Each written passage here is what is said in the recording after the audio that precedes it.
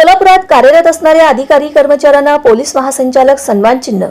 सोलापुरात कार्यरत असणाऱ्या 6 पोलीस अधिकारी व 15 पोलीस कर्मचाऱ्यांना राज्याच्या पोलीस महासंचालक रश्मी शुक्ला यांनी पोलीस महासंचालक सन्मान चिन्ह जाहीर केले आहे।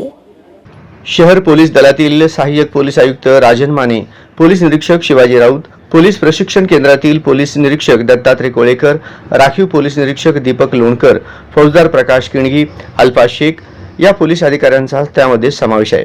तर शहर पोलीस दलातील सहाय्यक फौजदार भैयासाहेब थोरात, रामचंद्र मदभावी, लक्ष्मण खरात, गुरुशांत रोट्टे, पोलीस हवालदार रेश्मा माने, प्रशांत खडबडे, आसिफ तारानाईक, अर्चना गवळी, युसुफ खाजी, देवपुत्र मरेड्डी, आप्पासाहेब कोळी, ग्रामीण पोलीस दलातील पोलीस हवालदार संभाजीराव मानखेडे, कैलास राऊत, राज्य राखीव दलातील पोलीस हवालदार संदेश पवार, श्रीशैल बोची यांना पोलीस महासंचालक सन्मान चिन्ह जाहीर झाले आहे।